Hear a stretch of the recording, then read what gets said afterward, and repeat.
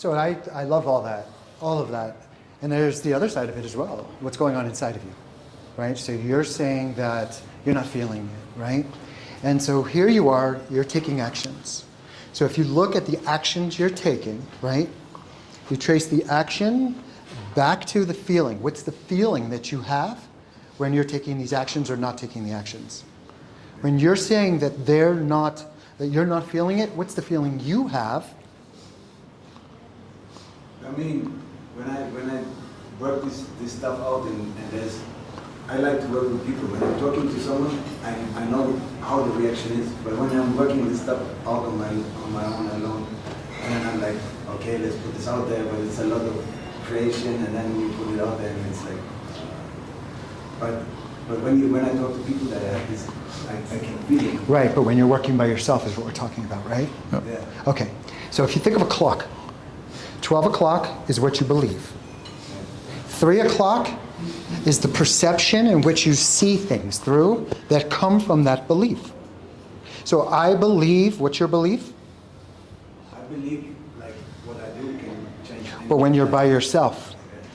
When I'm by myself, I believe I have to do something funny, something interesting, something Got it. short. Got it. You know. So you're taking these actions or not taking these actions because while you're doing it, so you have 12 o'clock your belief, 3 o'clock your perception, 6 o'clock your feelings, 9 o'clock the actions you're taking or not taking, and then 11:59 are the results you're getting.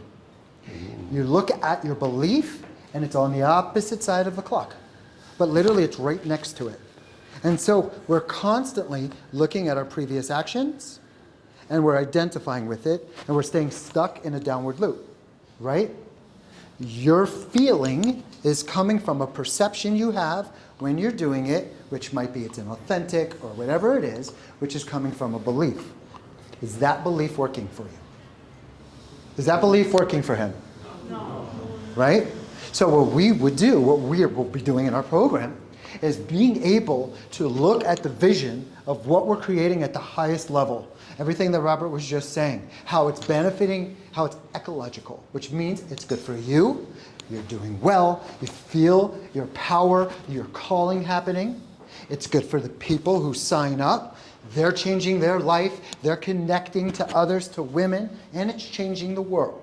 So we start with a belief that you're currently in at 12 o'clock, and then we go over to the new belief, how important this is. And from that, we put on the new lens, perception, which gives us a new feeling and energy and a new awareness so that when we're at home creating the product, we're no longer functioning on the old paradigm. Now we're in a new paradigm. And we're feeling our power, right? We're feeling our calling.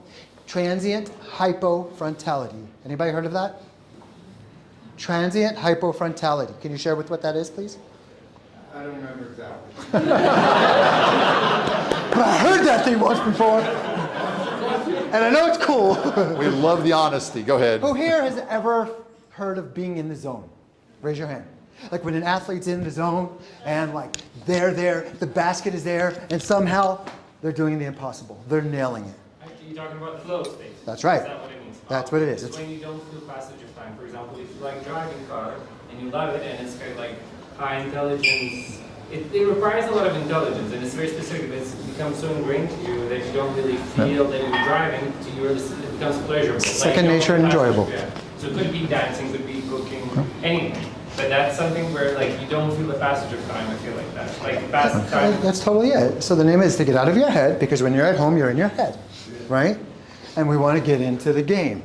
We want to be able to feel it, right? And so part of that is knowing every one of us has subconscious patterns that are affecting our perception, our thoughts, our feelings, our actions, and dictating our results. So our results were, wherever we are right now, whether we're talking about our income, whether we're talking about our happiness, our relationships, our health, any aspect of our lives stem back from a belief. We just found yours, right? So now we shift over to the new belief. And we do the work. There's 4 channels to put us into that space.